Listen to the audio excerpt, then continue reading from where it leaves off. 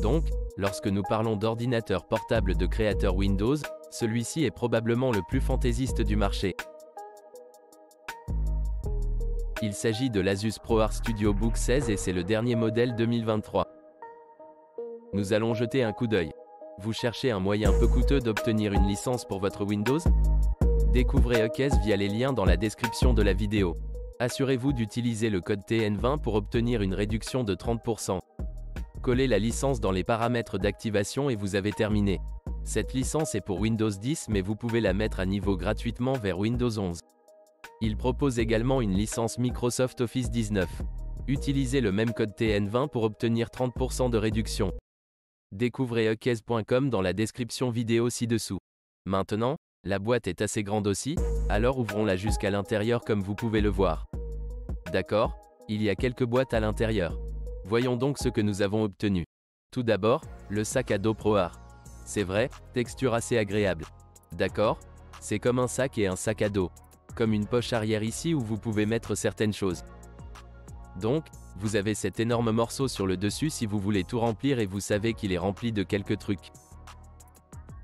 Vous pouvez le faire aussi, en faire un grand sac ou vous pouvez le faire petit comme avant. Glissez-y et vous avez cette jolie boucle ProArt qui la maintiendra bien serrée. Mais alors c'est l'intérieur du sac. Au dos de celui-ci, c'est probablement là que vous allez mettre l'ordinateur portable. Ensuite, vous avez le compartiment du milieu, quelque chose sur le côté ici aussi. Ainsi, vous pouvez également avoir un accès latéral au sac. Donc, si vous ne voulez pas ces sangles, vous pouvez les défaire de la poche là-bas, puis les mettre littéralement dans ce compartiment ici. Et puis maintenant, vous avez juste un sac sans bandoulière, mais vous pouvez également en faire un sac à bandoulière. Plutôt cool. Voici l'ordinateur portable. Nous allons l'ouvrir dans une minute. Jetons un coup d'œil à cela. Nous avons donc le bloc d'alimentation et il est de 240 watts. Oh, et il est également fourni avec Asus Pen 2.0. Évidemment, c'est la prise américaine qui l'accompagne, mais c'est un couvercle de bouilloire normal qui va à l'arrière. Et on dirait que j'en ai déjà un, donc ils n'ont pas beaucoup changé le bloc d'alimentation. Petit câble USB-C pour le chargement. Et puis ici, nous avons le stylo et il y a quelques astuces différentes. Il y a B, H, B et H. Et c'est le changeur de pourboire ici. La façon dont vous le changez, il vous suffit de le mettre en place, puis de le faire glisser de ce côté, puis de le retirer. Ensuite, vous pouvez mettre le suivant. Et puis à l'arrière du stylo, il y a un petit bouton là. Et puis, si nous glissons celui-ci ouvert ici à l'arrière, nous avons une charge USB-C. Il y a aussi deux boutons sur le stylo ici. Et puis enfin, ce portable. Voici l'ordinateur portable. Emballage à l'échelle professionnelle. Il y a comme les mesures des coins en degrés. Ensuite, nous avons une petite règle de mesure ici de ce côté et de ce côté également. C'est la littérature pour Asus OLED. Et puis il y a aussi les gardes antibactériens. Il a 99% d'inhibition bactérienne. Au moins 3 ans de protection durable. Donc, guérit aussi le Covid. Très bien alors. C'est ici. C'est agréable et doux. Je pourrais sortir mes empreintes digitales avec ça. Fait intéressant, il y a un peu de chevauchement qui va au dos de l'écran. Il s'étend donc légèrement au-dessus, comme vous pouvez le voir ici. Ouvrons ça. C'est incroyable. ProArt Studio Book en or là-bas. Nous avons un vrai cadran. Ceci est un cadran physique maintenant ici. Et puis le trackpad ici. Il y a aussi un petit pavé numérique de ce côté. Harman et Kardon sonnent à l'intérieur. C'est un assez grand écran ici et se sent très, très solide. Je veux dire, il n'y a littéralement pas de flex d'écran. Par exemple, je ne suis pas du tout capable de fléchir cet écran. Cela semble extrêmement, extrêmement solide. Charnière. Et ça, c'est comme si, oui, vous avez acheté un très bel ordinateur portable. Voyons ce qui a changé. Parce que ce que j'ai ici est le ProArt Studio Book de 2000 et je ne sais pas quand. Mais c'est la 11e génération. Il y avait donc une 12e génération entre les deux. Et puis maintenant, c'est la 13e génération. Donc, si nous examinons le type de finition, le matériau fini est exactement le même. ProArt ressemble beaucoup ici. Je pense que l'ordinateur portable est en fait devenu plus gros. Oui, légèrement plus grand. Comme vous pouvez le voir, si je le mets en bas, le nouveau StudioBook est un peu plus gros. Il est également devenu plus épais. Je ne sais pas si vous pouvez voir cela, mais le nouveau StudioBook est beaucoup plus épais que l'ancien StudioBook. Mais gardez à l'esprit que celui-ci n'avait qu'un 1900H, qui a 8 cœurs, 16 threads. Celui-ci a 3900HX, qui a 24 cœurs et 32 threads. Et celui-ci est un peu plus grand.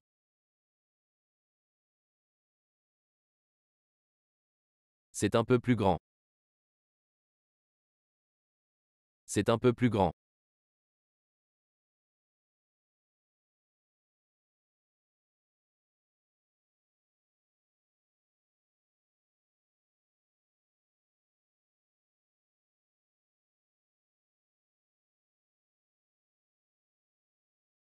Vous pouvez voir comment le plus récent est en fait plus long que l'ancien. À l'arrière des ordinateurs portables, l'ancien n'avait plus de port, mais le plus récent a deux grilles. Nous avons ici un port LAN-RS A45. Nous avons un port HDMI dans le LAN et le DC est également à l'arrière, ce qui est très bien. Bien mieux situé que sur le côté. Mais de manière intéressante sous cet angle, vous pouvez voir que l'ancien ordinateur portable est en fait un peu plus long ou plus large, comme vous pouvez le voir, que le plus récent. Donc ici, le nouveau a un verrou Kensington à cette extrémité, une grille de ventilateur, qui est un peu plus longue, un port de type A, 10 gigabits, puis deux ports Thunderbolt. Donc, en termes de ports, nous sommes exactement les mêmes. Et si nous examinons l'intérieur des ordinateurs portables, qu'est-ce qui a changé? Nous n'avons plus de haut-parleurs ni de grille sur le dessus. Le clavier a été déplacé légèrement plus haut, je crois. Maintenant, si vous les mettez à niveau en bas, vous pouvez voir que le clavier s'est déplacé légèrement plus haut. Le style Asus est exactement le même. Ce qui a changé, c'est que le nouveau trackpad a maintenant une finition similaire sur le trackpad que le châssis et n'a plus 3 boutons physiques. Le clavier me ressemble beaucoup, mais comme vous pouvez le voir, ils ont réussi à garder l'ordinateur portable un peu plus fin et il y a moins de bordures sur l'écran.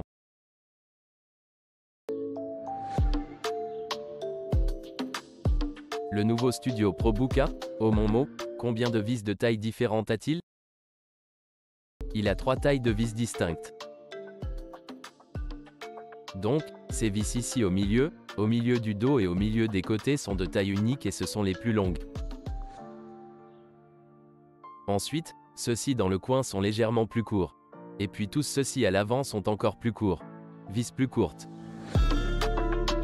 Ok, nous avons l'ancien et le nouveau et il semble que le nouveau passe un peu plus d'air que l'ancien. Comme vous pouvez le voir, le plus ancien en a un peu moins que le plus récent. Donc, quand nous regardons la disposition, le plus ancien avait 6 caloducs, mais celui du milieu ici est comme 2 courts où ici nous en avons un énorme au milieu ici.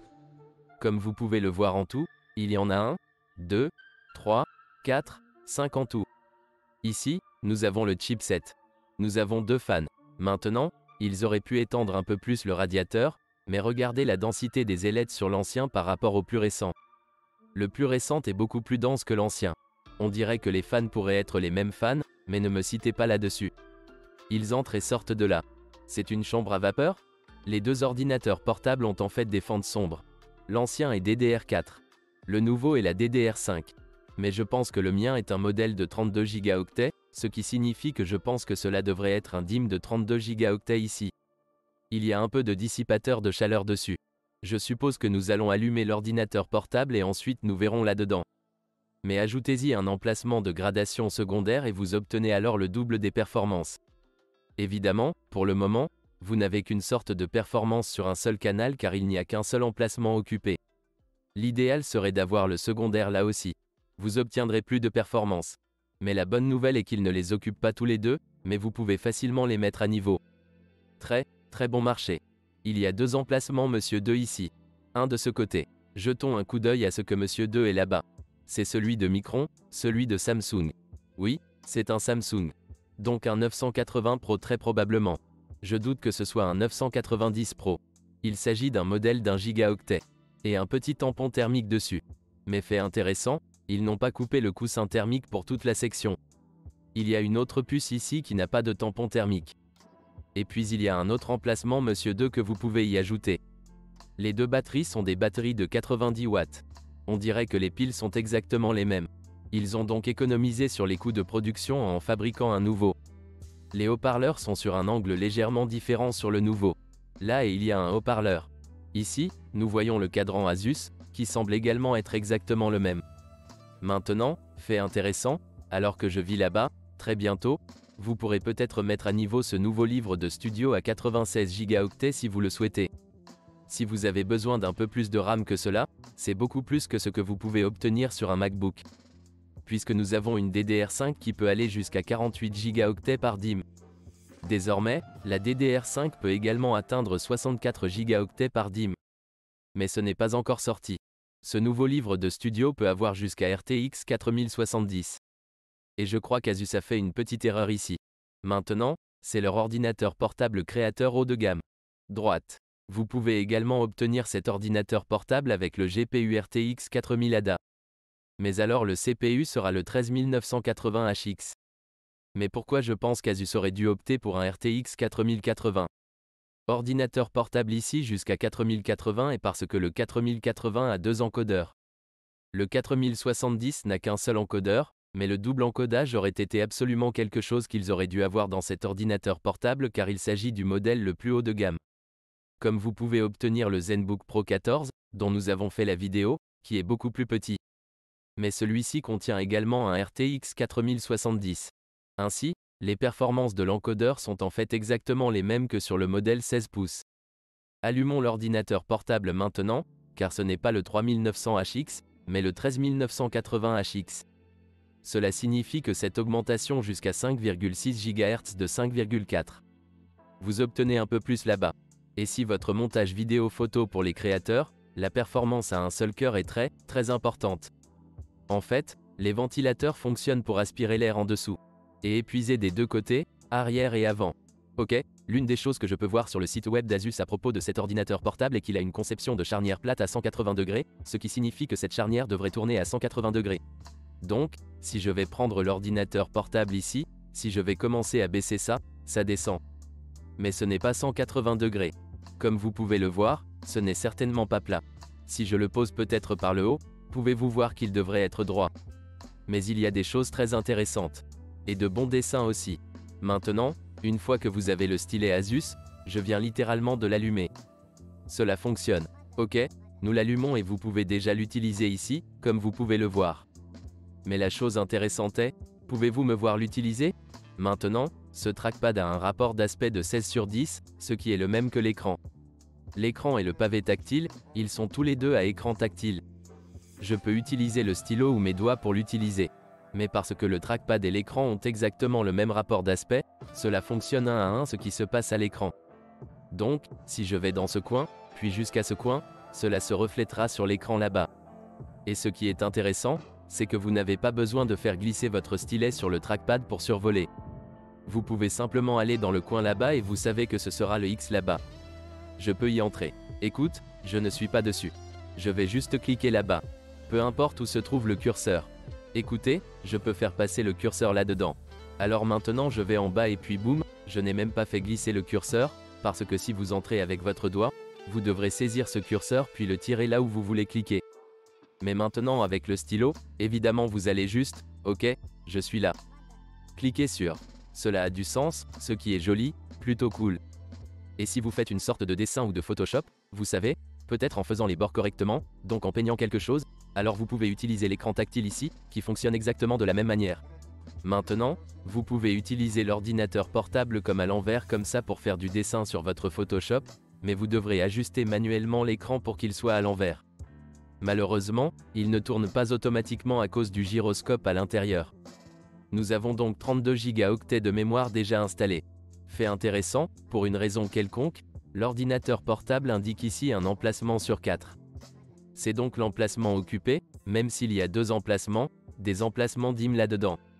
La vitesse est de 5200 mégatransferts, pas de 48. Alors maintenant, avec la 13e génération, vous obtenez également une vitesse de RAM plus rapide, ce qui est nouveau en fait.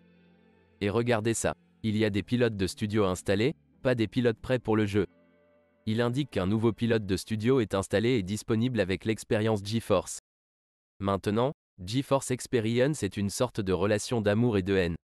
Moi, parce que je sais comment mettre à jour les pilotes, je n'aime pas qu'ils s'exécutent en arrière-plan, cela prend juste des ressources supplémentaires. Mais pour quelqu'un qui veut juste que les choses fonctionnent et les mette à jour, c'est bien d'avoir déjà installé et de vous dire, regardez, il y a un nouveau pilote, mettez à jour ceci et mettez à jour cela.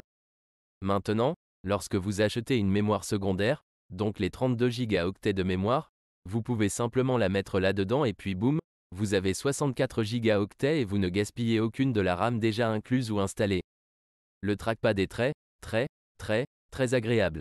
Maintenant, j'ai utilisé l'Asus ZenBook Pro 14 OLED ici, et cela semble un peu différent. Le clic est beaucoup plus long en termes de clic, mais ici c'est très superficiel. Juste un petit retour sympa lorsque vous glissez sur le trackpad. C'est beaucoup plus silencieux aussi sur le 16 pouces, ça donne l'impression d'être un peu plus premium. Nous avons les mêmes commentaires en haut du trackpad qu'en bas. D'accord. Cela pousse exactement la même chose sur tous les types d'appareils. Sur le 14X, c'est ZenBook maintenant, ce n'est pas ProWatt évidemment, c'est un peu plus bas en termes de gamme Asus. Ce ZenBook n'a pas de retour sur le dessus du trackpad. Il ne clique pas vers le bas, alors qu'en bas, il clique vers le bas. Donc, c'est un peu sur un angle où vous ne pouvez cliquer que dans un sens en bas, dans les coins, et ça descend un peu, mais ça ne descend pas du tout du haut. Cela se sent très bien premium.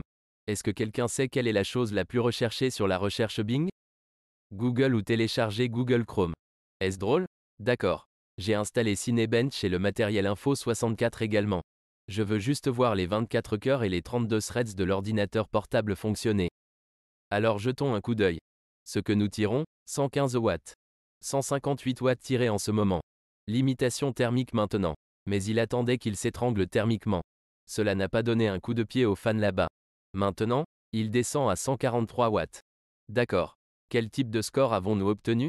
29 000 points en multicœur. C'est plus que le bureau 12900K sur un ordinateur portable. C'est absolument ridicule. Et il consomme également moins de puissance. C'est un score fou. D'accord. Laissez-moi le faire une fois de plus. Je veux juste voir cela fonctionner réellement. 160 watts, 155 watts. Écoutez, ce n'est pas un étranglement thermique.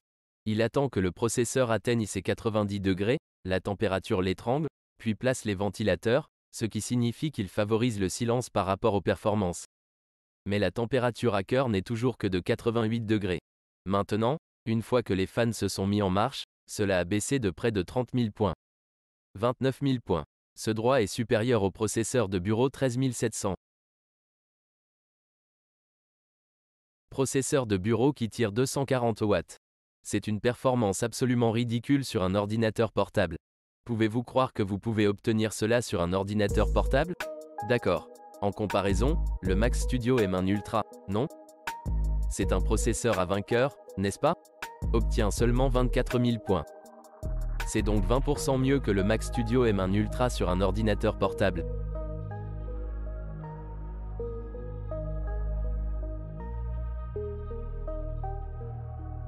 Dedans et dehors.